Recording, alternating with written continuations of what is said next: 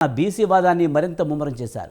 బీసీలపై తనకున్న కమిట్మెంట్ను తెలపడానికి తెలంగాణ రాష్ట్ర బీజేపీ కొత్త అధ్యక్షుడు రామచంద్రరావు మల్లికార్జున ఖర్గేలకు లేఖలు రాశారు. ఎన్నికల వేళనే బీసీలు గుర్తుకొచ్చారా అంటూ ప్రశ్నిస్తున్నారు మిగతా పార్టీలు. స్థానిక సంస్థల ఎన్నికల్లో బీసీలకు 42% టికెట్లు ఇవ్వాలని డిమాండ్ చేశారు. విద్యా ఉద్యోగాల్లో 42% రిజర్వేషన్ బిల్ పాస్ చేయడానికి కేంద్రంపై ఒత్తిడి తేవాలన్నారు. కవిత లేఖపై కాంగ్రెస్ తీవ్రంగా స్పందించింది. 10 ఏళ్ల బీఆర్ఎస్ పాలనలో బీసీలు గుర్తుకు రాలేదని ప్రశ్నించింది. స్థానిక సంస్థల్లో బీసీ రిజర్వేషన్లను తగ్గించింది కేసీఆర్ అని మహేష్ కుమార్ గౌడ్ ఆరోపించారు. హఠాత్తుగా కవిత బీసీలకు ఎందుకు గుర్తుకొచ్చారు? వాళ్ళ ప్రభుత్వం ఉన్నప్పుడు ఎందుకు సైలెంట్గా ఉన్నారు? ఇప్పుడు బీసీలకు రిజర్వేషన్లు అంటూ హడావుడి వెనుక ఉన్న స్కెచ్ ఏంటి? ఇదే సంబంధించి ఈరోజు బిగ్ టాక్లో చర్చిద్దాం.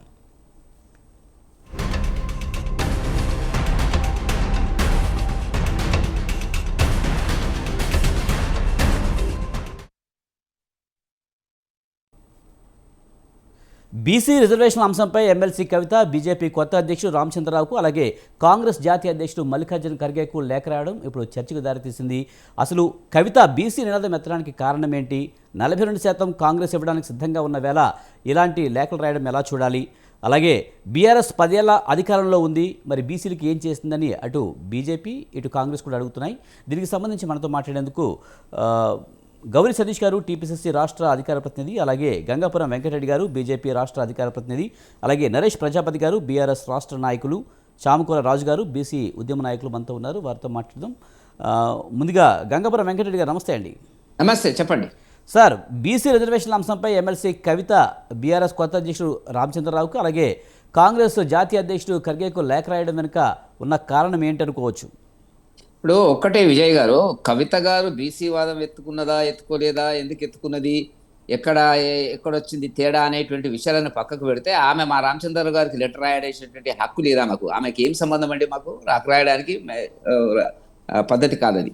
ఎందుకంటే 10 ఏళ్ళ అధికారంలో ఉండి బీసీలను అనగదొక్కి ఇప్పటికీ కూడా ఓడిపోయిన తర్వాత ప్రజలు తీర్పిచ్చిన తర్వాత డిపాజిట్ దక్కని పరిస్థితి లోపల లోకసభ ఎన్నికల్లో ఫలితాలు ఇచ్చిన తర్వాత 2 అసెంబ్లీ 3 కౌన్సిల్ సంబంధించినటువంటి ఎన్నికల్లో కూడా వాళ్ళు పోటీ చేయలేనటువంటి ఒక నిస్సాయ రాజకీయ సంక్షేమంలో ఉన్నటువంటి బీఆర్ఎస్ పార్టీ బీసీ నినాదాన్ని ఎత్తుకోవడం అనేటువంటిది అందరు నవ్వుకుంటున్నటువంటి అంశం.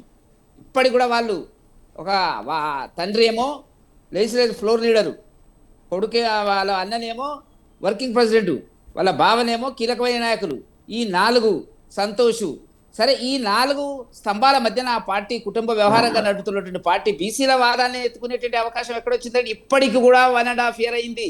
ఏది ఓడిపోయిన తర్వాత వాళ్ళ ప్రభుత్వం పోయిన తర్వాత ఒక్క బీసీ నాయకుడికి ఇంతవరకు ఒక వర్కింగ్ ప్రెసిడెంట్ ఇవ్వలే, కొడుకును మార్చలే, హరీష్ రావు గారిని మార్చలే, తను మారలే. కాబట్టి ఇవాళ కవిత ఎత్తుకున్నటువంటిది ఎట్లా ఉందంటే 100 ఎలుకలను తిన్న పిల్లి హజ్ యాత్రకు పోయినట్టుంది. వాళ్ళు బీసీ వాదం ఎత్తుకుంటే నవ్వొస్తుంది నాకు. జనంలో ఆ చర్చ జరుగుతుంది. ఏం చేసినారు? 10 సంవత్సరాల అధికారం ఇచ్చిన తర్వాత, సామాజిక తెలంగాణ అన్న తర్వాత సమాజంలో ఉండేటువంటి అన్ని వర్గాలకు, ముఖ్యంగా బీసీలకు, దళితులకు, గిరిజనులకు సరియైన స్థాయము అనేటువంటిది రాజకీయంగాను, ఆర్థికంగాను, విద్య మొదలైన రంగాలలో ఇవ్వవలసినటువంటి పార్టీ ఇవాళ ఏం చేసింది? మేము జాతీయ స్థాయిలో ఎవ్వరూ చేయనటువంటి దేశంలో 75 సంవత్సరాల చరిత్రలో నరేంద్ర మోదీ గారిని ప్రధానమంత్రి చేసినటువంటి సందర్భం ఉంది. 27 మంది ఓబీసీ మంత్రులు వివిధ రూపాల లోపల కేంద్రంలో ఉన్నటువంటి పరిస్థితి. ఇవాళ మా తెలంగాణలోకి వచ్చినప్పటికీ 3 పార్లమెంటు సభ్యులు, లోకసభ సభ్యులను గెలిపించుకున్న, బీసీలను గెలిపించుకున్న ఏకైక పార్టీ కాంగ్రెస్ కూడా కాదు, ఏకైక పార్టీ భారతీయ జనతా పార్టీ. మేము 42 సీట్లు మన అసెంబ్లీలో ఇచ్చాం. గెలిచినారా ఓడినారా అంటే వదిలేయండి. ఇవాళ 2 ఒకటి విజయ్ గారు మీరు గుర్తుంచుకోవాల్సినటువంటి ఒక చారిత్రకమైనటువంటి బీసీల పట్ల భారతీయ జనతా పార్టీకి ఉండేటువంటి ఏదైతే గౌరవం ఉందో, అభిమానం ఉందో, ప్రేమ ఉందో, మేము ఒక్క విషయంలో నేను చెప్పదలుచుకున్నాను. 2 రాజ్యసభ స్థానాలను ఇవాళ డాక్టర్ లక్ష్మణ్ గారు కానివ్వండి, నిరంతర బీసీ నినాదం మీద జీవితాంతం పోరాటం చేసినటువంటి ఆర్ కృష్ణయ్య గారికి మేము రాజ్యసభలో తెలంగాణ కోటాల కాదు, ఇతర రాష్ట్రాల నుంచి కోటాలో మేము స్థానం కల్పించడం అంటే ఏ పార్టీ చేయనటువంటి పరిస్థితి ఉంటుందండి. ఇప్పుడు కాంగ్రెస్ వాళ్ళు ఇక్కడ వేరే వాళ్ళకి ఇచ్చినారు అసలు రాజ్యసభ స్థానాలు, మన్మోహన్ సింగ్ ఇచ్చినారు, రకరకాలుగా మనం చూసినటువంటి పరిస్థితి కనపడుతున్నటువంటిది. కాబట్టి బీసీలకు సంబంధించినటువంటి నిజమైన అభిమానం, ప్రేమ, వాళ్ళ అభివృద్ధి, వాళ్ళ మద్దతు, వాళ్ళకు రాజ్యాధికారం రావాలి, అన్ని రంగాలలో ముందుకు రావాలని కోరుకునేటువంటి ఏకైక పార్టీ దేశంలో ఏదైనా ఉన్నదంటే ముఖ్యంగా తెలంగాణలో భారతీయ జనతా పార్టీని గుర్తుపెట్టుకుంటే చాలా బాగుంటుంది. ఎందుకు ఈ మాట చెప్తున్నానంటే మా నాయకులు కూడా మీరు గత 15 సంవత్సరాల ఉమ్మడి రాష్ట్రం బీజేపీని చూడండి, తెలంగాణకు సంబంధించినంత వరకు దత్తాత్రేయ గారు అనేక సందర్భాల లోపల పార్టీ అధికారాన్ని నడిపించడం జరిగినటువంటిది. లక్ష్మణ్ గారు నడిపించారు, బండి సంజయ్ గారు నడిపించారు. కాబట్టి బీసీల పట్ల మాకున్నటువంటి చిత్తశుద్ధిని ఎవరు శంకించవలసిన అవసరం లేదు.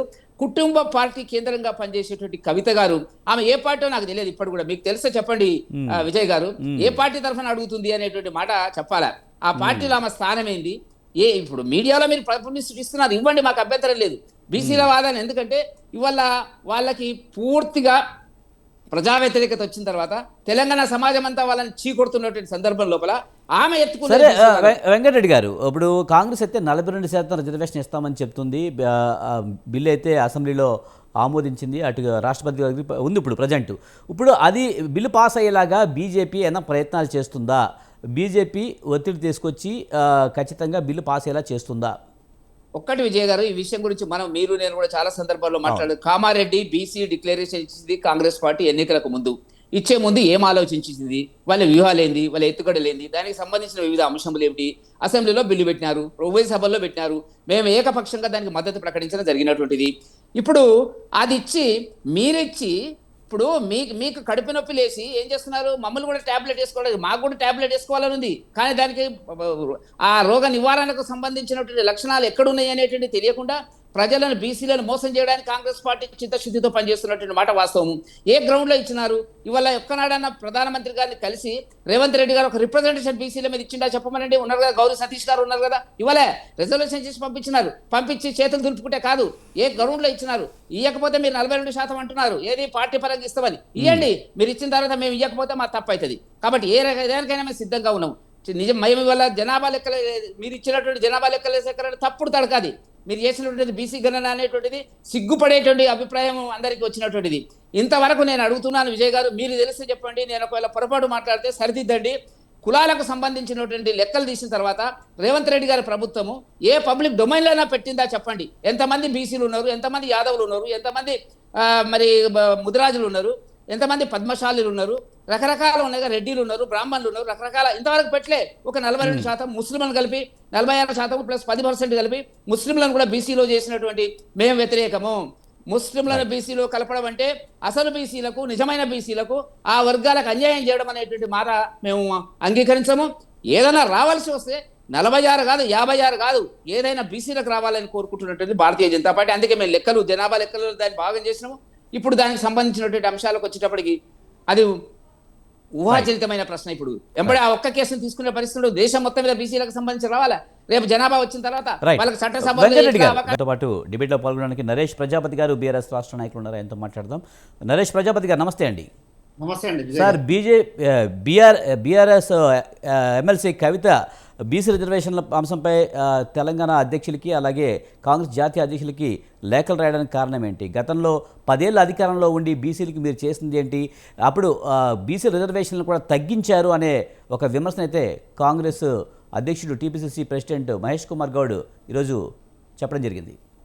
ఇప్పుడు ఒకటి విజయ్ గారు, బీసీ ఉద్యమాన్ని తను ముందు నడిపించేసి యునైటెడ్ పూలే ఫ్రంట్ ద్వారా బీసీ కులాలతోని 120 సంఘాలతోని కలుపుకొని ఒక యునైటెడ్ పూలే ఫ్రంట్ ద్వారా బీసీల సమస్యల మీద, బీసీలకు ఇస్తున్నటువంటి హామీల మీద నిలబెట్టే విషయంలో చేయాల్సిన మీద గత సంవత్సరాల కాలంగా కవిత గారు అదే నేతృత్వంలో పనిచేసుకుంటూ వస్తూ ఉన్నారు. అయితే ఇప్పుడు మరి మహేష్ కుమార్ గౌడ్కు మరి ఏం ప్రాబ్లం వచ్చిందో తెలియదు, కానీ ఖడ్గే గారిని అడగడం తప్పేం సార్? ప్రజాస్వామ్య వ్యవస్థలో ఒక పార్టీ అధ్యక్షుడిని మా సమస్యల మీద మీరు స్పందించండి, మా సమస్యల మీద మీరు ఇచ్చిన హామీలే ఉన్నాయి కాబట్టి దీని మీద హామీ ఇవ్వండి, ఆ తర్వాత మీరు ఎలక్షన్ ప్రచారాలకు వాటి చేసుకోండి. స్థానిక సంస్థల మీద ఉన్నటువంటి శ్రద్ధ, మరి మీరు బిల్లు పంపించారు కదా, రాజ్యసభలో మీరు ప్రతిపక్ష నేతగా ఉన్నారు కదా, మీరు ఎందుకు ప్రశ్నించట్లేరు? లోక్సభలో ప్రియాంక గాంధీ, రాహుల్ గాంధీ గారు ఉన్నారు కదా, వారెందుకు మాట్లాడట్లేరు? కేవలం అక్కడ పంపించమని చెప్పి నెపంతో పక్కకు పెట్టేస్తే ఇక్కడ ఇవన్నీ లేట్ కావడానికి కారణం పరోక్షంగా మీరే అవుతా ఉన్నారు కదా. ఈ రాజకీయంగా వాడుకోవడానికి తప్ప నిజంగా చిత్తశుద్ధి ఉంటే మీరు ఎందుకు మాట్లాడలేకపోతున్నారు? దయచేసి ఆ క్రమంలో మీరు పనిచేయండి, మీకు మా బీసీల మద్దతు ఉంటుందని చెప్పడం జరిగింది. దాని తప్పేమని చెప్పండి. తప్పు కాదు, మీరు చెప్పినట్టు నరేష్ ప్రజాపతి గారు మీరు చెప్పినట్టు తప్పు కాదు, కానీ గత 10 ఏళ్లలో బీఆర్ఎస్ ఏం చేసింది అనేది ప్రధానంగా అడుగుతున్నారు. 10 ఏళ్లలో మీరు చేయకపోగా ఉన్న రిజర్వేషన్లను తగ్గించారు, దానికి చెప్పండి. సరే ఇప్పుడు వెంకయ్యరెడ్డి అన్న తెలియక కాదు, పార్టీ లైన్ కావాలి కాబట్టి మాట్లాడుతున్నాడు. ఆయనకు అంత అవగాహన ఉంది, నాకు తెలుసు వారి గురించి అంత అవగాహన ఉంది. రాష్ట్రాలలో 50% మించి ఉండకూడదని క్యాప్ పెట్టింది ఎవరు సార్? ఈ కేంద్ర ప్రభుత్వం కాదా? ఉమ్, అతను ఎందుకు ఎత్తివేయలేదు? అధికారంలో ఉంది బీఆర్ఎస్ పార్టీ కాదు కదా కేంద్రంలో. కాంగ్రెస్ పార్టీ, బీజేపీ పార్టీ మీరే ఉన్నారు కదా. బీసీ ప్రధానమంత్రి మీరే ఉన్నారు కదా. బీసీ ప్రధానమంత్రి అయి ఉండి బీసీ నెట్లలో మోసం చేసిన పార్టీ బీజేపీ పార్టీ. దాన్ని సమర్థించుకునే ప్రయత్నంలో మేము ఏదో బిచ్చం వేస్తున్నాం. మాకేమన్నా ఎంపీలు ఇచ్చినాం, 2 ఐ ఇస్తున్నాం అని చెప్పి మాకు వాటా కావాలి, ఖచ్చితంగా మాకు వాటా కావాలి.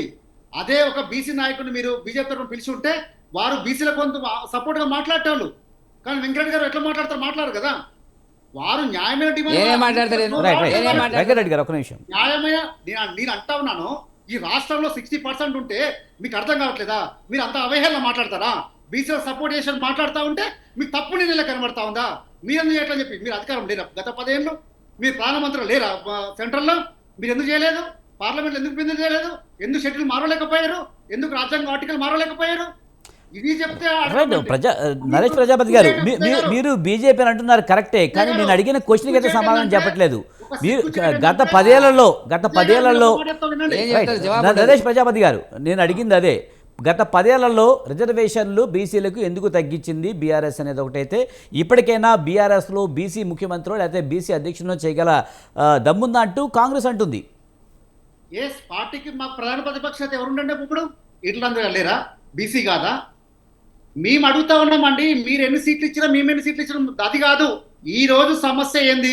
రిజర్వేషన్ల బిల్లు డైవర్ట్ చేయొద్దు, దయచేసి డైవర్షన్ పాలిటిక్స్ చేయొద్దు. ఇక్కడ కూడా మా బీసీల వాటా గురించి అడుగుతా ఉన్నాం. దమ్ముంటే దాన్ని స్పందించండి. లేదు డైవర్స్ పాలిటిక్స్ చేస్తా అంటే ఈ డిబేట్ అర్థం ఉండదు. వెంకరెడ్డి గారైనా ఇంకెవరైనా సరే, నేనేమడుగుతా ఉన్నాను, ఇప్పుడు 42% రిజర్వేషన్ మీకు కాంగ్రెస్ పార్టీ చేస్తా అన్నది, చేసి బిల్లు పంపించింది, వారు స్పందించట్లేరు. ఎన్నిసార్లు కలుస్తారండి? ముఖ్యమంత్రి కలుస్తారు, రేవంత్ రెడ్డి గారు ప్రధానమంత్రి కలుస్తున్నారు, ఒక్కసారైనా బీసీ బిల్ గురించి మాట్లాడుతున్నారా?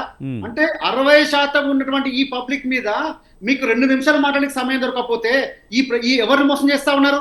బీసీ సమాజాన్ని మీరు ఏమనుకుంటా ఉన్నారు? ఓట్ల కోసం, సీట్ల కోసం వాడుకుంది మీరు, ఈ రాష్ట్రంలో అధికారంలోకి వచ్చింది మీరు. ఇప్పుడేమో దాన్ని కేంద్రానికి పంపించడం, మరి మీరు స్పందించట్లే కదా. అఖిలపక్షాన్ని తీసుకుపోతాను కదా, ఎందుకు తీసుకుపోవట్లేరు? బీ సంఘాలు తీసుకోవాల్సిన అవసరం ఉంది కదా, అఖిలపక్షం తీసుకోవాల్సిన అవసరం ఉంది కదా. మాట్లాడలేదు కాంగ్రెస్ పార్టీ. మరి బీజేపీ పార్టీ అయ్యా మీ చేతిలో ఉంది, దయచేసి మమ్మల్ని కరుణించి ఆ బీసీ బిల్లుకు మీరు ఒక మోక్షం తీసుకురండి, మా బీసీలకు న్యాయం చేయండి అని చెప్పి వారి దగ్గరికి వెళ్తే ఆమెకు హక్కు లేదని మాట్లాడుతూ ఉన్నారు. ఎవరికి హక్కు ఉంటుంది? వెంకరెడ్డి గారు అడగడం తప్ప, ప్రశ్నించడం తప్ప. అంటే మీ చేతిలో ఉంది, మీరు కేంద్రంలో ఉన్నారు, మీరు ఇచ్చే స్థానంలో ఉన్నారు కాబట్టి మేము అడుగుతా ఉన్నాం. దాన్ని తప్పుపడతారా? లెటర్ రాయడానికి కూడా తప్పుపడతారా? అంటే బీసీలు మేము ఎక్కడ ఉండాలి మరి? మేము ఎవరిని అడగాలి మరి? కేంద్ర ప్రభుత్వం అడగవద్దు, రాష్ట్ర ప్రభుత్వం అడగవద్దు, అమ్మ పెట్టదు అడగ తినేదని మీరు ఇవ్వరు. మళ్ళీ మాకు వచ్చే సపోర్ట్ వచ్చే వాళ్ళ మీద మాత్రం నిందలు వేస్తారు. ఇది ఎక్కడ న్యాయం అండి? మాకు సపోర్ట్ వచ్చే నాయకుల మీద నిందలు వేస్తారు, వీళ్ళేమో సపోర్ట్ చేయరు. మరి ఎక్కడ పోవాలి బీసీలంతా? బీసీలంతా ఏం చేయాలి? మేమంతా ఈరోజు పోరాటం చేస్తూ ఉంటే జూలై 17 మీరు రైలు రోకిచ్చి ఢిల్లీ సమస్యను గల్లీ దాకా తెలవాలి, రాష్ట్ర ప్రభుత్వం మీద ఒత్తిడి తేవాలి. నరేష్ ప్రజాపతి గారు, మీరు అంతా మాట్లాడుతున్నారు కానీ గత 10 ఏళ్లలో మీరు ఏం చేశారు బీసీలు?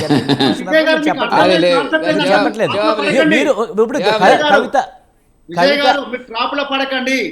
ఈ 50% క్యాప్ ఉన్నది, సుప్రీంకోర్టు తీర్పు ఉన్నది, కేంద్ర ప్రభుత్వ అంశం అండి. అది మీ సీనియర్ జర్నలిస్ట్ గా మీరు దాన్ని పదే అడిగి ఎవరిని అవమానపరుస్తున్నా నాకే తెలియట్లే. కానీ 50% క్యాప్ ఎత్తివేయాలన్నది ఎవరు చేయాలండి? ఈడబ్ల్యూఎస్ కోసం ఏమో 50% క్యాప్ ఎత్తేస్తారు, 10% ఎక్స్ట్రా ఇస్తారు. కానీ బీసీలకు వచ్చేసరికి మాత్రం సుప్రీంకోర్టు తీర్పు ఉంది, అది మన రాజ్యాంగ సవరణ చేయాలి. రాజ్యాంగ సవరణ చేయడానికి ఎంత టైం పడుతుంది? ఎవరిని డిస్కస్ చేసి ఈడబ్ల్యూఎస్ రిజర్వేషన్ పెట్టారు? ఎవరితో మాట్లాడి రిజర్వేషన్ పెట్టారు? ఏ రాష్ట్రంతో చర్చలు పెట్టారు? మరి బీసీలకు వచ్చేసరికి ఎందుకు మాట్లాడుతున్నారు మీరు? ఎందుకు దాని మీద స్పందించట్లేరు? ఆయన అంటాడు 2 ఎంపీలు ఇచ్చినామని చెప్పి.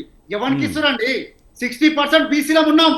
ఏ పార్టీ అయినా సరే ఖచ్చితంగా ఇవ్వాల్సిందే. నీ పార్టీ నా పార్టీ కాదు, ఇక్కడ అన్ని పార్టీలు ఇవ్వాల్సిందే. బీసీలకు ఇవ్వాల్సిందే. మీరు ఏం చేసిరండి? మీరు ఏం చేసిరు?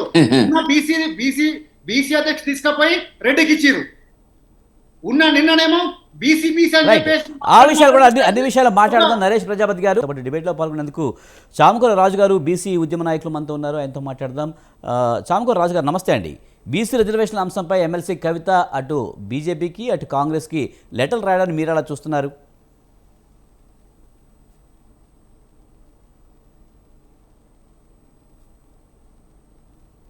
నమస్కారం అండి. సార్ చెప్పండి.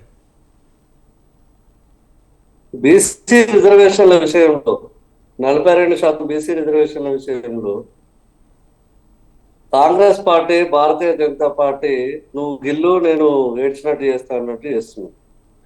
వీళ్ళు ఎంతసేపు పొలిటికల్ క్రెడిబిలిటీ, రాజకీయ ప్రయోజనాల కోసము అది బీజేపీ కోర్టుకు పంపించినా బీజేపీ చూసుకుంటది అని కాంగ్రెస్ వాళ్ళు ఇప్పుడు మేము దీన్ని పాస్ చేస్తే కాంగ్రెస్ క్రెడిబిలిటీ కొట్టేస్తుంది, మనకు ఓట్లు రావడి, ఓట్ల పంచాయతీలో పడి బీసీల ఓట్ల కోసం వీళ్ళు డ్రామాలు ఆడుతున్నారు.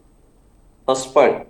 సెకండ్ పాయింట్, కవిత లేఖలు రాసిందనే అంశం మీద కవిత ఫస్ట్ వాళ్ళ డాడీకి లేఖ రాయమన్నాడు. మనం ఇన్ని రోజులు బీసీలకు మోసం చేసినాం, ఫస్ట్ మన పార్టీ యావత్ పార్టీ తరఫున బీసీలకు క్షమాపణ చెప్పుదాం, బీసీలకు వర్కింగ్ ప్రెసిడెంట్గా కానీ బీసీని ఇద్దాం. 50% మెజారిటీ ప్రజలు ఈ రాష్ట్రంలో ఉన్నారు కాబట్టి వాళ్ళని అధ్యక్షులుగా మన పార్టీలో చేద్దామని చెప్పి ఒక ప్రజాస్వామిక వాతావరణంలో, పార్టీలో అంతర్గత ప్రజాస్వామ్య వాతావరణం తీసుకురమ్మని చెప్పండి. ఈ బీజేపీకి లేఖ రాయడం, కాంగ్రెస్కి లేఖ రాయడం. రైట్, చెప్పండి రాజుగారు. రాజుగారు మీ వాయిస్ కట్ అయినట్టుంది. రైట్. గంగపురం వెంకటరెడ్డి గారు మీరు ఎలా చూస్తారు? ఏదేమైనా సరే రాజకీయ పార్టీలన్నీ కూడా బీసీలను మోసం చేసే ఉద్దేశంతో ఉన్నాయి. ఇప్పుడు కవిత లెటర్ రాసినా వాళ్ళ డాడీ రాయమన్నాడు కనుక రాసింది తప్పించి ఇంక వేరే ఏం కాదు అని చెప్పి అంటున్నారు. ఇందులో రాజకీయ ప్రయోజనాలు ఉన్నాయనుకోవచ్చు. ఇప్పుడు విజయ్ గారు, నేను అడుగుతున్న ప్రశ్న ఏంటంటే, బీసీల గురించి మాట్లాడేటువంటి హక్కు ఒకవేళ నిజంగానే నేను భారతీయ జనతా పార్టీ సభ్యుని అయినప్పటికీ, అధికార ప్రతినిధి అయినప్పటికీ కూడా మాట్లాడేటువంటి హక్కు కాంగ్రెస్ పార్టీకి ఉంది, భారతీయ జనతా పార్టీకి ఉంది. నేను రాజకీయాలకు అతీతంగా నేను చెప్తున్నా. కుటుంబ పార్టీ, కుటుంబ కేంద్రంగా కుటుంబ సభ్యులు అన్ని పదవుల్లో ఉండేటువంటి బీఆర్ఎస్ పార్టీ, టీఆర్ఎస్ పార్టీకి మాట్లాడే హక్కు లేదు. 10 ఏళ్ళు అధికారంలో ఉండి ఏం చేసిండ్రు దానికి సమాధానం లేదు. నిజమే, ఇప్పుడు మేము కనీసం కులగణన, కాంగ్రెస్ దాన్ని ఒక చర్చ కింద పెట్టింది, దాన్ని మేము గౌరవించి మొత్తం దేశం మొత్తం మీద కులగణన అనేటువంటిది, బీసీ కులగణన అంటే తీసుకొస్తున్న సందర్భం. రేపు ఆ కులగణన బట్టి రేపు ఏమేమి మార్పులు వస్తాయి, చట్టసభల్లో ఏమైనా మార్పులు వస్తాయా, వీటికి ఒక చర్చ అనేటువంటి దాన్ని మేము రూపొందించినాం. 27 లోపల 2027 లోపల బీసీలకు సంబంధించిన కులగణన, జనాభా లెక్కల సేకరణ ఒక స్పష్టత వస్తుంది. నేను ఏమంటున్నా అంటే, ఆయనకు తెలుసు 50% కంటే సుప్రీంకోర్టు ఆర్డర్స్ ఉన్నాయి, దాన్ని ఎట్లా సవరించాలా. మీ ముఖ్యమంత్రి ఉన్నాడు కదా 10 ఏళ్ళు, ఎన్నడైనా బీసీలకు సంబంధించినటువంటి ఒక రెజల్యూషన్ పాస్ చేసి గత 10 సంవత్సరాలుగా ఉన్నటువంటి భారతీయ జనతా పార్టీ ప్రభుత్వం దగ్గరికి వెళ్ళినాడా? మీరన్నట్టు తగ్గించినాడు పదవులు. మీరు రాజకీయంగా చట్టసభల్లో తగ్గించినారు, వాళ్ళు పదవులు పార్టీ పరంగా కూడా తగ్గించినారు. ఇప్పటి వరకు విజయ్ గారు మీకు నవ్వు వస్తుంది. నేను ఒక విషయం చెప్తే, చాలామంది మిత్రులు టీవీ డిబేట్లలో నాకు కలుస్తుంటారు. ఇప్పటి వరకు అధికార ప్రతినిధి అని టీవీలో మాట్లాడడానికి కూడా ఒకరికి ఇవ్వలే. వాళ్ళు నిర్మాణమే లేదు, ఆ పార్టీ నిర్మాణమే లేదు. వాళ్ళు వస్తున్నారు, సీనియర్ నాయకులు వస్తున్నారు. ఇప్పుడు నేను వస్తున్నాను, అధికార ప్రతినిధి అనే పేరుతో వస్తా. సీనియర్ నాయకుడు అనేటువంటిది మీకు తెలుసో తెలియక సందర్భంలో చెప్తాడు. ఇప్పటి వరకు కూడా ఓడిపోయిన తర్వాత మన బీఆర్ఎస్ పార్టీ ఏలాంటి పార్టీ నిర్మాణం లేదు. ఎందుకు ఇవ్వరండి వాళ్ళు? ఆయనే ఉండాలి, ఆయన కొడుకే ఉండాలా వర్కింగ్ ప్రెసిడెంట్. ఒక బీసీకి ఎందుకు ఇయ్యరు, ఒక ఎస్సీకి ఎందుకు ఇయ్యరు? నేను అడుగుతున్న ప్రశ్న ఇవాళ. కాబట్టి వాళ్ళు మాట్లాడితే మనకు నవ్వు వస్తుంది. బీసీల గురించి మాట్లాడేటువంటిది ఏమైనా బీజేపీ చేయలేదు, బీజేపీ చేసేది బీజేపీ చేస్తుంది. ఇప్పుడు జరిగే కార్యక్రమం ఏందనేటువంటి తెలుసు. మీరేం చేశారు? మీరు ఎప్పుడైనా కనీసం కాంగ్రెస్ ఇవాళ మాట్లాడుతుంది ఏమని 42% ఇచ్చే రెజల్యూషన్ మంచుకో చెడ్డకు పంపించింది. అది ఎంత వరకు వీలవుతుంది, దానికి ఉండే ఇబ్బందులు ఏంది, చట్ట సంబంధమైనటువంటి అంశములు ఏంది అనేటువంటిది కులంకషంగా ఆలోచించవలసినటువంటి అవసరం ఉంది. సుప్రీంకోర్టు జడ్జిమెంట్ ఉంది. ఆయనకు తెలియదు 10% ఈబీసీకి ఇచ్చినారనేటువంటిది. వీటి కోటా అదనంగా ఇచ్చినారా అన్నాడు. సుప్రీంకోర్టు ఆర్డర్ ప్రకారంగా అదనంగా ఇచ్చింది తప్ప దాంట్లో కలపలేదు. కాబట్టి మేము అంటున్నది ఏంటంటే, ఏ పార్టీ అయితే బీసీని అనగదొక్కిందో, ఏ పార్టీ అయితే బీసీలను, ఎస్సీలను, దళితులను రాజకీయంగాను చట్టసభలను రాజయ్య గారి దగ్గర నుంచి మంత్రి పదవులు ఊడవీకడం జరిగినటువంటిదో, ఇవాళ ఆమెకు ఏం తోస్తలేదు. బీసీలను పెడితే ఆమెకు ఏదో దయ వస్తుంది, ప్రజలలో మనం కలిసిపోతాము అన్నట్టుగా మాట్లాడుతున్నటువంటిది. వెంకరెడ్డి గారు, ఇప్పుడు ఇంతకుముందు నరేష్ ప్రజాపతి గారు మాట్లాడినప్పుడు కూడా బీజేపీ మాటల వరకే పరిమితం అవుతుంది, ఉన్న బీసీ అధ్యక్షుని తొలగించి రెడ్డిని పెట్టారు, తర్వాత ఇప్పుడు కొత్త అధ్యక్షుడు అప్పర్ క్యాస్ట్ వాళ్ళని పెట్టారనే విమర్శలు కూడా చేస్తున్నారు. మరి దానికి మీరు వాళ్ళకి ఆలోచన లేనటువంటిది ఏంటంటే, దేశంలో ఎక్కడ లేని విధంగా గత ఎన్నికల లోపల గౌరవ ప్రధానమంత్రి మోదీ గారు తెలంగాణలో స్పష్టంగా చాలా సందర్భాల్లో మేము ప్రకటించము. ముందు ముఖ్యమంత్రిని, ఎన్నికలకు ముందు ముఖ్యమంత్రిని ఏ కులము అనేటువంటిది, ఏ క్యాస్ట్ ఎవరు అనేది ప్రకటించము. అయినప్పటికీ కూడా మోదీ గారు ఒక అడుగు ముందుకేసి మీరు చూసినారు సభల్లో తెలంగాణలో బీసీ ముఖ్యమంత్రి అనేటువంటిది ప్రకటన చేసినటువంటి ఒక సందర్భం. సరే, ప్రజలు దాన్ని ఆదరించలేదు, అది వేరే సంగతి, వదిలేయండి. ఇప్పుడు మేమేమంటున్నామంటే ముఖ్యమంత్రి, రాష్ట్ర పార్టీ అధ్యక్షులు రెండు వేరండి. ఇప్పటికి కూడా మేము స్టాండ్ అయినాం. మొన్న 3 రోజుల కింద ఇదే ప్రశ్న మా బండి సంజయ్ గారిని విలేకరులు అడిగినటువంటి సందర్భం భారతీయ జనతా పార్టీ ఆఫీసులో ఉన్నాను అక్కడ. అంటే మేము ముఖ్యమంత్రి విషయంలో మేము బీసీ పార్టీ అధ్యక్షునికి బీసీకి ఏం సంబంధం? కాంగ్రెస్ ఉంది, కాంగ్రెస్ పార్టీ అధ్యక్షుడిని రాజశేఖర రెడ్డి దగ్గర నుంచి చూస్తున్నాము. డి శ్రీనివాస్ 2 టర్ములు, ఆ తర్వాత మహేష్ కుమార్ గౌడ్ వచ్చిండు. ముఖ్యమంత్రులు మాత్రం వాళ్ళు రెడ్డిల కిందనే, అగ్రకులాల కిందనే తీసుకొచ్చినట్టు. సరే, వాళ్ళ పార్టీ అంతర్గత నిర్ణయం, దాని గురించి నేను డిస్ప్యూట్ చేస్తలేను. మేమేమంటున్నాము, రేపు అధికారంలోకి మేము వచ్చినప్పుడు తప్పకుండా బీసీ ముఖ్యమంత్రి ఉంటాడు తప్ప పార్టీ ప్రెసిడెంట్కు దానికి ఏం లింక్ అండి పెట్టడానికి? మేము పార్టీ ప్రెసిడెంట్, అగ్రకుల నాయకులు ఉండి తర్వాత ముఖ్యమంత్రిని బీసీ చేసేటువంటి దమ్ము, ధైర్యం ఉన్నటువంటిది భారతీయ జనతా పార్టీ అనేటువంటి మీరు గుర్తుంచుకోవాలి. వాళ్ళలాగా ఒక కుటుంబ పార్టీ, ఒకే వ్యక్తి ఉంటాడు, వాళ్ళు మాట్లాడొద్దు. బీసీల గురించి మాట్లాడేటువంటి కవితకి లేదు, ఆ పార్టీకి లేదు. ఆమె నేను ఇంతకుముందు చెప్పినట్టు ఏ పార్టీలు ఉందో కూడా నాకు తెలియదు. ఉంటే ఆయన చెప్పమన్నాడు ఏ పార్టీలు ఉంది అనేటువంటి దాని మీద. రైట్. నరేష్ ప్రజాపతి గారు, మీరేమంటారు? ఇప్పుడు బీఆర్ఎస్లో కవిత ఉన్నారా? బీఆర్ఎస్ ఏ పార్టీ మీటింగ్, ఏ ధర్నా చేసినా లేకపోతే ఏ మీటింగ్ పెట్టినా బీఆర్ఎస్ వాళ్ళు ఎందుకు కనిపించట్లేదు? తాను ఇండివిజువల్గా ఎదగడానికే బీసీ నినాదం ఎత్తుకున్నారనే విమర్శలు కూడా ఉన్నాయి. ఇప్పుడు తను బీఆర్ఎస్ పార్టీ ఎమ్మెల్సీగా ఉన్నారా? తను బీఆర్ఎస్ ఉందా, ఇంకెక్కడ ఉందా అని మాట్లాడుతా అంటే ఇంకా దానికి అర్థం లేదు. ఒకటి నేనేమంటా ఉన్నానంటే, ఒకటి కన్విన్స్ ఆర్ కన్ఫ్యూజన్. వారు కన్విన్స్ చేయలేకపోతా ఉన్నారు కాబట్టి వారి పార్టీ మీద, వారి కుటుంబం మీద వ్యక్తిగతంగా దాడి చేస్తూ ఉన్నారు వెంకరెడ్డి గారు. నేనేమంటా ఉన్నాను, సబ్జెక్ట్ ప్రకారం మాట్లాడే ఉంటే మీరు బీసీ కాన్సెప్ట్లో మీ పార్టీ నిర్ణయాలు చెప్పండి. మీరు ఏం చేస్తా ఉన్నారు, కన్విన్స్ చేయలేక పబ్లిక్ని కన్ఫ్యూజ్ చేస్తూ ఉన్నారు. ఈ తెలివితేటలు అనేది అందరికీ ఉంటాయి, అది ప్రజలకు ఇంకెక్కువ ఉంటాయి.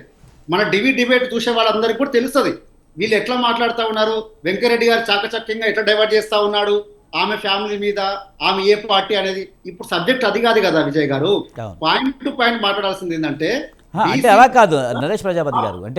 అంటే ఇప్పుడు పర్టికులర్గా బీసీ నినాదం సడన్ గా కవిత వచ్చిన తర్వాత కొంచెం హైలైట్ గా వెళ్ళి బీసీల గురించి పదే మాట్లాడడం దాని గురించి. మంచి ప్రశ్న అడిగారు. నేనేమంటా ఉన్నానంటే, ఎలక్షన్లో కామారెడ్డి డిక్లరేషన్ పేరు మీద, బీసీ డిక్లరేషన్ పేరు మీద సిద్ధరామయ్య గారితో ఈరోజు ఒక డిక్లరేషన్ కాంగ్రెస్ పార్టీ చేసి ఎలక్షన్లకు పోయి అధికారంలోకి వచ్చింది. అందులో ఏం మేనిఫెస్టోలో ఏం పెట్టారంటే, ఈ కామారెడ్డి డిక్లరేషన్ని 6 నెలల్లోపు తూచ తప్పకుండా కులగణన చేసి 42% రిజర్వేషన్తో స్థానిక సంస్థ ఎలక్షన్లకు పోతాము అని దాంట్లో పెట్టిరు. కాబట్టి 6 నెలల సమయం ఇచ్చిన తర్వాతనే మేము ఎందుకు కులగణన చేయట్లేరు అని వెంటబడ్డాం. ఇదే కవిత గారి నాయకత్వంలోనే ఎందుకు డెడికేషన్ కమిషన్ ఏర్పాటు చేయడం, చట్టబద్ధత ఎక్కడ ఉంటుందని చెప్పి మేమే వెంటబడ్డాం. ఒక్క బిల్లు కాదు 3 బిల్లు పెట్టాలని చెప్పి మేమే వెంటబడ్డాం. తద్వారా 2 బిల్లుల రూపంలో అయింది. ఎందుకంటే న్యాయపరంగా చిక్కులు వచ్చే అవకాశం ఉంది కాబట్టి 2-3 బిల్లు పెట్టమని చెప్పి మేమే చెప్పినాం. అయితే చెప్పడం వల్ల నేనేమంటా ఉన్నానంటే, కాంగ్రెస్ పార్టీ మీరు అన్నట్టు అడిగే హక్కు ఉంది, వారికి నాయకత్వం ఉంది. ఎందుకంటే ఈ 70 సంవత్సరాల కాలంలో బీసీలు అనగదొక్కి ఈ రోజు వరకు కూడా కేంద్రంలో ఒక మంత్రిత్వ శాఖ కూడా లేకుండా చేసినటువంటి గొప్ప గనులు మీరు కాబట్టి మీకే హక్కు ఉంటుంది. కాంగ్రెస్ పార్టీకి ఉంటుంది, బీజేపీ పార్టీకి ఉంటుంది, మిగతా ఏ పార్టీకి నిజమే మీరు చెప్పింది. ఎందుకంటే కనీసం బీసీలను మనుషులకు కూడా మీరు చూడలే కదా, కనీసం వరకు మంత్రి శాఖ కూడా ఏర్పాటు చేయలే కదా. కాబట్టి మీకు మాత్రమే ఉంటుంది వెంకరెడ్డి గారు. మీ లోపటి ఒప్పందం, చీకటి ఒప్పందం క్లియర్గా కనబడతా ఉంది. బీసీల గురించి మాట్లాడే అర్హత అంట ఒక కాంగ్రెస్ పార్టీకి ఉంటుందంట, ఒక బీజేపీ పార్టీకి ఉంటుందంట. ఇంతకంటే దౌర్భాగ్యం ఏముంది విజయ్ గారు చెప్పండి. ఆ మాటలు అర్థమవుతుంది కదా ఏ పార్టీ ఏం చేస్తా ఉందని చెప్పి. నేను ఒకటే మాట అడుగుతా ఉన్నాను మిమ్మల్ని, మీరు గత 10 సంవత్సరాలు కదా, స్వాతంత్రం వచ్చిన కాంచి 65 ఏళ్ళు మీరే ఉన్నారు కదా అధికారంలో, మరి ఎందుకు బీసీల గురించి పట్టించుకోలేదు సార్? మేము రాష్ట్రంలో ఉండి, సుప్రీంకోర్టు ఆర్డర్స్ ఉండి, కేంద్రంలో చేయాల్సిన అవసరం ఉండి, ఆ క్యాప్ ఉండడం వల్ల చూపించి ఈ రోజు కూడా ఛాలెంజ్ చేస్తా ఉన్నాను. బీసీ ఎమ్మెల్యేలు ఎక్కువ గెలిచింది ఏ పార్టీలో? మా బీఆర్ఎస్ పార్టీలో. గెలిచిన ఎమ్మెల్యే లెక్క చెప్పండి బీసీలు, మేము చూపిస్తాం లెక్క బీసీలు ఎవరు ఎక్కువ ఉన్నారో. అంతేగాని లేని చోట బీసీల టికెట్లు ఎక్కువ చెప్పి ఓడిపోయే సీట్లను ఇచ్చి గెలిచే చోట్ల మంత్రి పదవుల చోట్ల మీరు దొప్పుకొని అది కాదు కావాల్సింది. బీసీలకు ఇంకొక విషయం, 3 లక్షల కోట్ల రూపాయలు ఈరోజు గత ప్రభుత్వంలో బీసీలకు కేటాయించిన చరిత్ర ఈ రోజు వరకు కూడా మాదే ఉంది. రాజుగారు, ముఖ్యంగా మీరు చెప్పండి, బీసీ ఉద్యమ నేతగా నిజంగా అందరూ బీసీల గురించి మాట్లాడతారు, కానీ నిజంగా బీసీలకి చేసిన పార్టీ ఏదంటే మీరేం చెప్తారు? రాజుగారు, బీసీల గురించి అన్ని పార్టీలు కేవలం ఓట్ బ్యాంక్ గురించే మాట్లాడతారండి, వేరే ఏం లేదు. ఉమ్, ఇప్పుడు ఇందాక నరేష్ గారు చెప్పారు, బీసీలకు మేము మంత్రి పదవులు ఇచ్చినాము, ఎమ్మెల్యే పోస్టులు ఇచ్చినాము, ఎమ్మెల్యే టికెట్లు ఇచ్చినాము, మా ఎమ్మెల్యేలు గెలిచిరు అని. ఎమ్మెల్యేలు గెలిచిరు, వాళ్ళ కీలకమైన పదవులు ఏమి ఇచ్చారు? వాళ్ళ బడ్జెట్ 3 లక్షల కోట్లు అని చెప్తున్నాయన. 300 కోట్లు కేటాయించి 190 కోట్లు కరెంటు బిల్లు కట్టిండు వాళ్ళ పీరియడ్లో 10 ఏళ్ళల్లో. వాళ్ళు బీసీలను ఎంతసేపు గొర్రెలు బర్రెలు కాసలేక వాళ్ళ పీరియడ్లో చేసిరు. బీఆర్ఎస్ పీరియడ్లో ఒక బీసీ మహిళకు మంత్రి పదవి ఇవ్వలేదు. వాళ్ళు ఒక క్లారిటీగా బీసీలను బాగా మోసం చేసిందంటే బీఆర్ఎస్ పార్టీ, అది చాలా క్లియర్గా అర్థమవుతుంది. వాళ్ళు ఇన్ని రోజులు చేసిన పాపం ప్రాయశ్చిత్తం చేసుకోవడానికి వాళ్ళు ఇప్పుడు కవిత రూపంలో బీసీల వాయిస్ వినిపిస్తున్నారు. రైట్ ఇక బీజేపీ అంటారా? రైట్ బీజేపీ మండల కమిషన్ అప్పటి నుంచి మొదలుకుంటే ఇప్పటిదాకా బీసీలను మోసం చేసుకుంటూనే వస్తుంది. ఉమ్, ఆ మండల కమిషన్ అప్పుడు విపి సింగ్ అమలు చేసినప్పుడు గవర్నమెంట్ పడగొట్టింది. తర్వాత ఈడబ్ల్యూఎస్ రిజర్వేషన్లు వారం రోజులలో తెచ్చుకున్నది. తెలంగాణకు సంబంధించి 42% రిజర్వేషన్ల విషయంలో ఉలుకు లేదు, పలుకు లేదు. 2 కేంద్ర మంత్రులు ఉన్నారంటారు, మన రాష్ట్రంలో 8 మంది ఎంపీలు ఉన్నారంటారు. వాళ్ళు బీసీల గురించి మాట్లాడవచ్చు కదా, పోయి మనకి 42% రిజర్వేషన్ల మీద బిల్ పాస్ చేపిద్దామని. వాళ్ళు ఎందుకు మాట్లాడడం లేదు? వీళ్ళు టికెట్లు ఇవ్వాలి కానీ మళ్ళీ వాళ్ళు బీసీల గురించి మాట్లాడద్దు. అధికారంలో ఉన్న రోజులు బీసీ టీఆర్ఎస్ ఎమ్మెల్యేలు మాట్లాడలే. ఇప్పుడు కేంద్ర ప్రభుత్వంలో బీసీ ఎంపీలు ఉన్న రోజులు వాళ్ళు బీసీల గురించి మాట్లాడరు. ఇంకా అవసరమైతే కులగండను కూడా అవసరం లేదని ఒక బీసీ ఎంపీ మాట్లాడిండు. సరే, బీజేపీ యూటర్న్ తీసుకొని కులగండలో డిక్లేర్ చేసింది అనుకోండి, చేస్తామని. ఉమ్. కానీ వీళ్ళు ఎంతసేపు బీజేపీ కానీ కాంగ్రెస్ కానీ బీఆర్ఎస్ కానీ 3కు 3 బీసీలను ఓట్ బ్యాంక్ గా చూస్తున్నారు అనేది కానీ రాజుగారు, మాకైతే చిత్తశుద్ధి ఉందంటే కూడా కాంగ్రెస్ అంటుంది 42% ఇస్తామని చెప్పాం, అసెంబ్లీలో పెట్టాం, రాష్ట్రపతి ఆమోదానికి పంపించాం. ఇప్పుడు బాల్ వచ్చి కేంద్ర ప్రభుత్వం దగ్గర ఉంది, చేయకపోతే తనదే పాపం అన్నట్టుగా మాట్లాడుతుందనే విమర్శలపై మీరేమంటారు? వాస్తవమే, కాంగ్రెస్ పార్టీ వాళ్ళు బిల్లు తీసుకొచ్చారు, వాస్తవమే ఒక మంచి హిస్టారికల్ స్టెప్ వేసారు. వాళ్ళు వేసిన స్టెప్కు రాష్ట్రంలోని అన్ని రాజకీయ పార్టీలు కూడా మద్దతు ప్రకటించిన బిల్లు కేంద్రానికి పంపించినప్పుడు కేంద్రం ఇనిషియేట్ తీసుకోవాలి కదా. కేంద్రం ఇనిషియేట్ తీసుకోలేదు. ఎట్ ది సేమ్ టైం వీళ్ళు కేంద్రానికి పంపించి చేతులు దులుపుకుంటే ఎట్లా? వీళ్ళు కూడా అఖిలపక్షాన్ని తీసుకెళ్లాలని బీసీ సంఘాలు కానీ బీసీ ఎంపీలు కానీ బీసీ ఎమ్మెల్యేలు అడుగుతున్నారు కదా. మిగతా పార్టీల వాళ్ళు కూడా అఖిలపక్షాన్ని తీసుకెళ్లి ఢిల్లీకి ప్రధానమంత్రిని కలిసి ఒక మెమోరాండం ఇప్పించాలి కదా. ఎందుకు ఇప్పించడం లేదు? బిల్ పాస్ చేసి ఇక్కడ కూర్చుంటే ఎట్లా? ఇక్కడ హైదరాబాద్ నుంచి పాస్ చేసి ఢిల్లీకి తీసుకెళ్లాలి కదా. రైట్. గౌరీ సతీష్ గారు టీపీసీసీ రాష్ట్ర అధికార ప్రతినిధితో ఉన్నారు. గౌరీ సతీష్ గారు, నమస్తే అండి. సార్, బీసీ రిజర్వేషన్పై ఎమ్మెల్సీ కవిత రాసిన లెటర్లను మీరు ఎలా చూస్తారు? మహేష్ కుమార్ గౌడ్ అయితే ఇప్పటికే అనేక విమర్శలు చేశారు, గతంలో మీరేం చేశారంటూ కూడా ఆయన అడిగిన పరిస్థితి.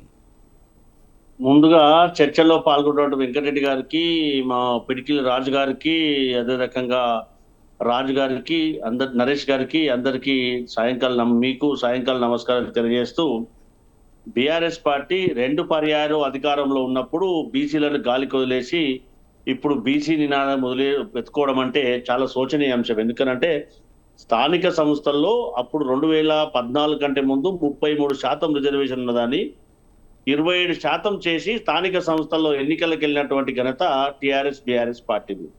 అది మర్చి ఇప్పుడు బీసీల పట్ల లేదా పూలే పట్ల ఇప్పుడు కపట ప్రేమ నటిస్తే యావత్ తెలంగాణ సమాజం ఎప్పుడు కూడా క్షమించదనేది మనం అందరం కూడా ఆలోచన చేయాలి.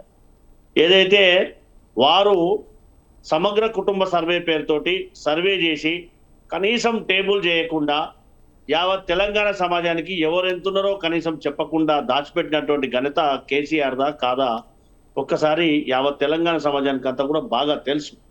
కానీ భారతదేశంలో ఏ రాష్ట్రం చేయనటువంటిగా సామాజిక మార్పు కోసం అసెంబ్లీని ప్రవేశపెట్టి 42% బీసీల కోసం కానీ 9% ఎస్సీ కేటగిరీషన్ కోసం చట్టం చేసినటువంటి ఘనత గౌరవ ముఖ్యమంత్రి గారి సారథ్యంలో ఉన్నటువంటి ప్రజాప్రభుత్వాన్ని కాంగ్రెస్ పార్టీది. ఇది అవునా కాదా? దాంతో పాటుగా బీజేపీ పార్టీ ఒక్కసారి సమాధానం చెప్పాలి. ఎందుకు అనంటే ఎక్కడైతే బీసీ మంత్రిత్వ శాఖ కావాలని దేశవ్యాప్తంగా ఉన్నటువంటి డిమాండ్ను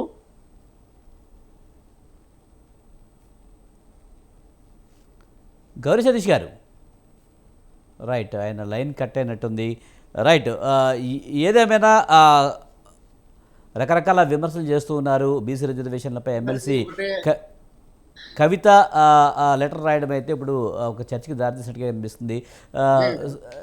ప్రజాపతి గారు ఏమంటారు? ముఖ్యంగా ఈ ఎవరు చెప్పినా సరే మీ 10 ఏళ్ల పరిపాలన మీదే ఎక్కువగా పార్టీలు అన్నీ మాట్లాడుతున్నాయి. రిజర్వేషన్లు పెంచకపోవడం అటుంచండి, తగ్గించాయనే విషయమే అన్నీ అడుగుతున్నాయి. ఇంతకుముందు స్టార్టింగ్లో నేను కూడా అదే అడిగాను మిమ్మల్ని.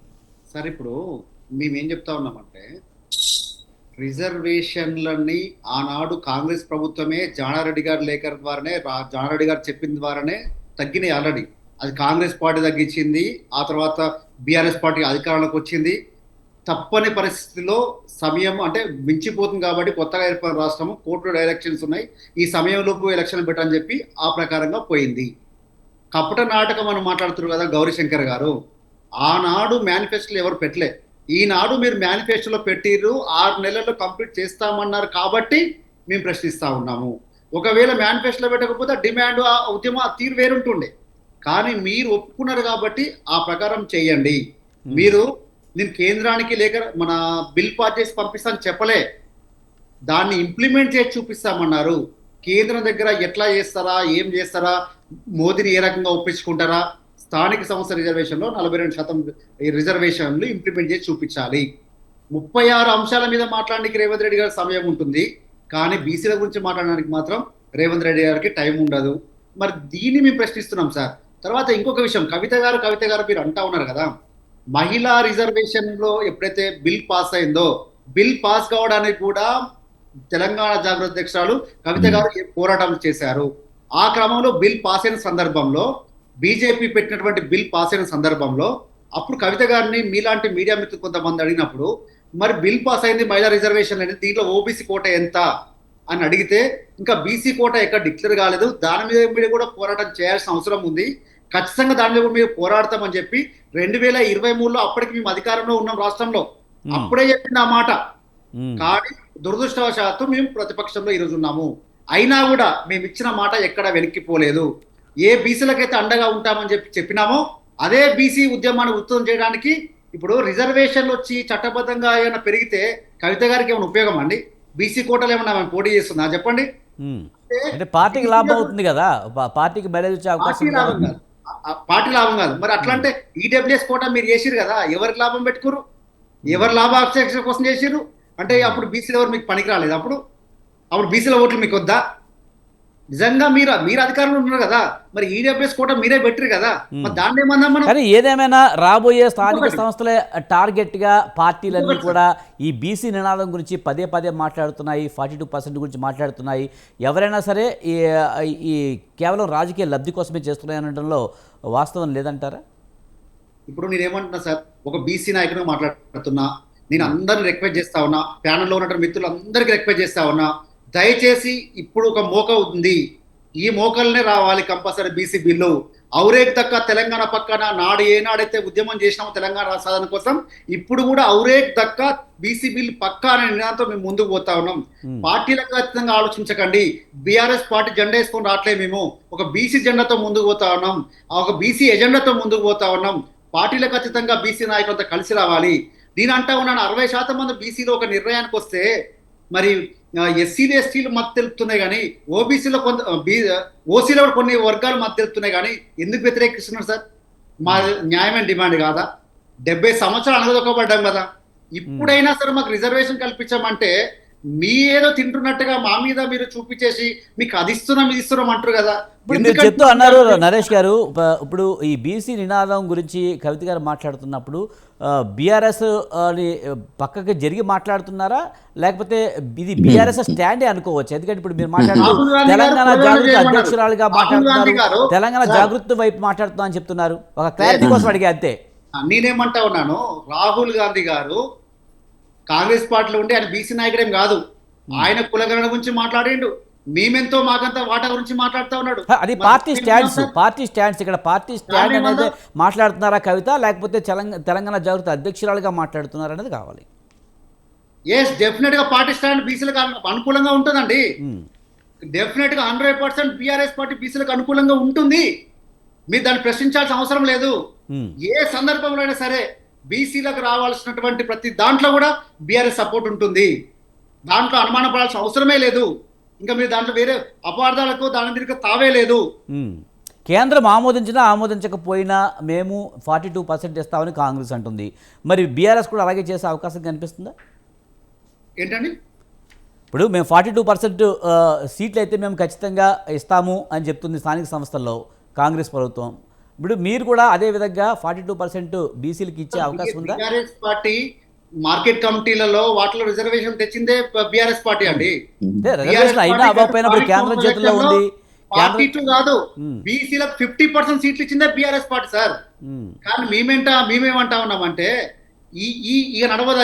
ఇక నడవదవి ఖచ్చితంగా మా వాటా మాకు దక్కాల్సిందే, మా వాటా మాకు దక్కాల్సిందే. ఈయన బీజేపీ అయిన ఓసీకి ఇచ్చి, లేకపోతే బీఆర్ఎస్ బీసీకి ఇచ్చి, కాంగ్రెస్ పార్టీ బీసీకి ఇచ్చి ఎవరు గెలుస్తారండి? ఉమ్, అదే రిజర్వేషన్లు ఉంటే ఎవరు గెలిచినా బీసీ బిడ్డ అవుతారు కదా. ఉమ్, దానికి ఎందుకు మీరు ఒప్పుకోలేకపోతా ఉన్నారు? ఎందుకు సానుకూలంగా మాట్లాడలేకపోతా ఉన్నారు? ఎవరి కుర్చీని కదులుతాయి? ఉమ్, ఎందుకు భయపడతా ఉంది పార్టీలు? రిజర్వేషన్ కోసం మాట్లాడాలంటే ఎందుకు మాట్లాడలేకపోతా ఉన్నాయి? ఎందుకు ఒప్పించలేకపోతా ఉన్నారు? అది ప్రశ్న, ఇక్కడ సూటి ప్రశ్న. ఇంకా వేరే భేషజాలాలు ఏం లేవు. నేను పార్టీనే అని మాట్లాడలేను.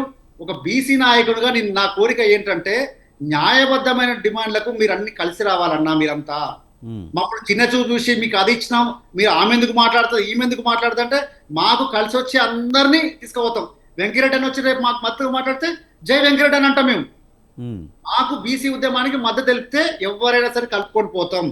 కానీ బీసీ ఉద్యమానికి మద్దతు తెలపడమే తప్పన్నట్టుగా వారి మీద ఆరోపణలు చేస్తే ఉద్యమం నీరు జారొచ్చా అన్నట్టుగా చేస్తే తప్పన్నది. న్యాయమైన డిమాండ్ ఇది.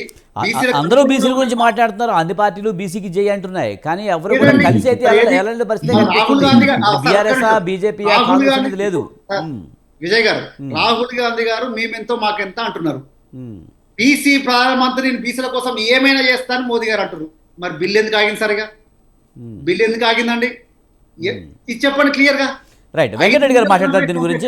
వెంకటరెడ్డి గారు, ముఖ్యంగా అందరూ బీసీల గురించి అయితే మాట్లాడుతుంటారు. ఏ పార్టీకి ఆ పార్టీ మేము బీసీ రిజర్వేషన్లు ఇస్తాము, లేకపోతే మేము బీసీలకు మేము సపోర్ట్ అని చెప్పి మాట్లాడతాయి. కానీ వాస్తవం వచ్చేటప్పటికి ఎవరు కూడా ఆ దిశగా ప్రయత్నాలు చేయట్లేదు. చేసిన ప్రయత్నాలన్నీ ఎన్నికలప్పుడే హడావుడి చేస్తున్నారనే విమర్శలు ఉన్నాయి. ఇప్పుడు కాంగ్రెస్ ప్రభుత్వం కూడా 42% ఇస్తామని చెప్పింది. అలాగే అసెంబ్లీలో బిల్లు పెట్టింది, పాస్ అయిందంది, రాష్ట్రపతి దగ్గర ఆగిపోయిందని చెప్తుంది. అంటే ఏదో ఒక డ్రామా ప్లే చేస్తున్నాయి. అందరూ కలిసి అఖిలపక్షంగా వెళ్ళి ప్రధానమంత్రి దగ్గరికి వెళ్ళి ఎందుకు మాట్లాడలేకపోతున్నారు అనే అదైతే బీసీ నాయకులు అడుగుతున్న ప్రశ్న. ఇప్పుడు వాస్తవమే, ఇప్పుడు రేవంత్ రెడ్డి గారు ఒక తీర్మానాన్ని 2 చట్టసభల్లో పాస్ చేసి ఏకగ్రీవంగా ఆలోచించినటువంటి తీర్మానాన్ని ఢిల్లీకి పంపించినటువంటి మాట వాస్తవం.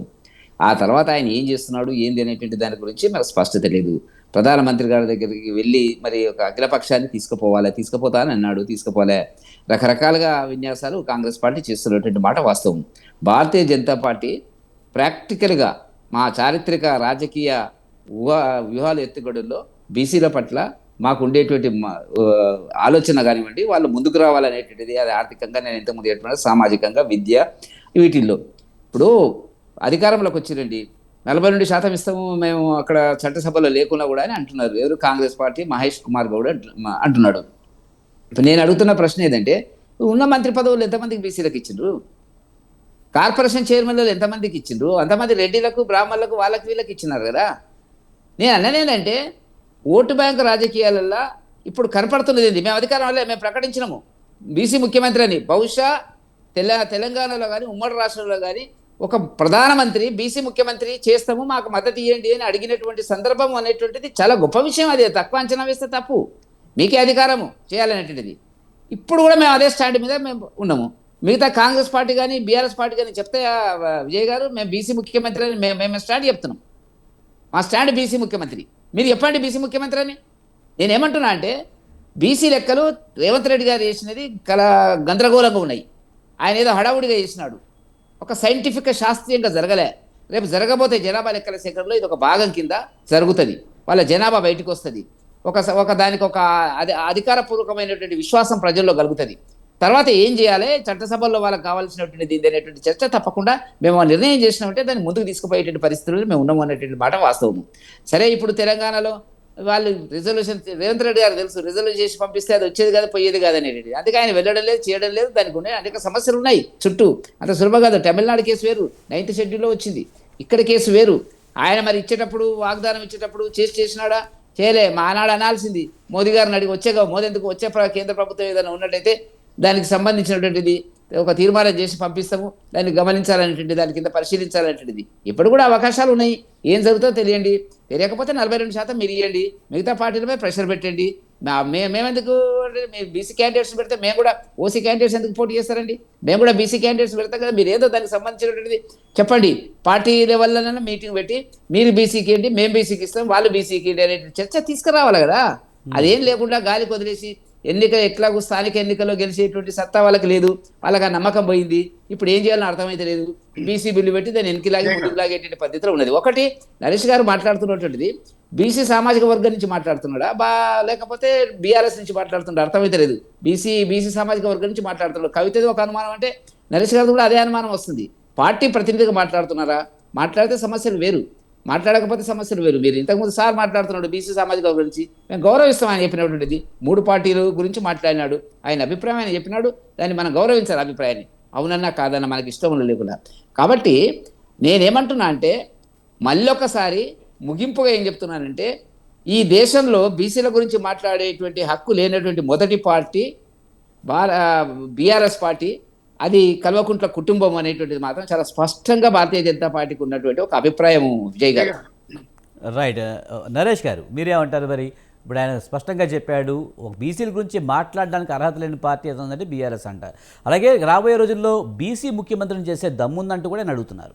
పాపం నేనేమనుకున్నా అంటే, వెంకరెడ్డి గారు లాస్ట్ చివరి నిమిషంలో అయినా బీసీ న్యాయమైన డిమాండే, ఇది చేయాల్సిందే అని అంటారు అనుకున్నా. వ్యతిరేకించలేదు. నీకు అర్థమైతే దాటట్లేదు. మరి ఎందుకు దాటట్లేదు తెలియదు కానీ ఎందుకు రాదు అదే మాట మాట్లాడడానికి. నేను వ్యతిరేకించలే బీసీ. నేను అనేక ఉదాహరణలు చెప్తున్నా. వెంకటరెడ్డి గారు మీరు చెప్పు, నేను అడిగిన దాన్ని స్టేట్ సమాధానం చెప్పు. బీసీ ముఖ్యమంత్రి నేను ఆశపడ్డా సార్, ఆ రకంగా వారు గొంతు దాటట్లేదు పోతే ఏదో మాట్లాడితే సరే, వేరే విదేశం పక్కన పెట్టండి, దాని నుంచి నేను పోను. నేనేమంటానంటే, బీఆర్ఎస్ పార్టీ నాయకునిగానే మాట్లాడుతున్నా, బీసీ నాయకునిగానే మాట్లాడుతున్నా. కన్ఫ్యూజన్ ఎందుకండి? ఎందుకు మేము పార్టీ నుంచి ఎందుకు నేను బీసీల గురించి వాయిస్ తీసుకోగానే నన్ను పార్టీ నుంచి వేరియేసినట్టుగా ఎందుకు మాట్లాడుతున్నారండి? ఎక్కడ అన్యాయం అండి? అంటే బీసీల గురించి వాయిస్ తీస్తేనే. నరేష్ గారు మీరు పార్టీ నాయకుడిగానే మాట్లాడుతున్నారు, దాన్ని అందరూ అగ్రీ చేస్తారు. కానీ ఇప్పుడు బీసీ ముఖ్యమంత్రిగా మీరు ప్రకటించే అవకాశం కనిపిస్తుందా? దానికి చెప్పండి. ఇప్పుడు నేను ఒక్కటే విషయం అడుగుతానండి, ఎలక్షన్ల సమయానికి ప్రతి పార్టీకి సమయానికి ఉంటుంది. నేను ఇప్పుడు ఏమడుగుతున్నా బీజేపీ పార్టీని అంటే, ఈ రోజు అధ్యక్షులను ఇవ్వలేకపోయినావు, ఎప్పుడో సీఎం ఎందుకు ఈ రోజు అధ్యక్షుని ఏమని అడుగుతున్నా? అధ్యక్షులు రాజ్యాంగ ఇచ్చిర్రా? ఇయ్యలే కదా.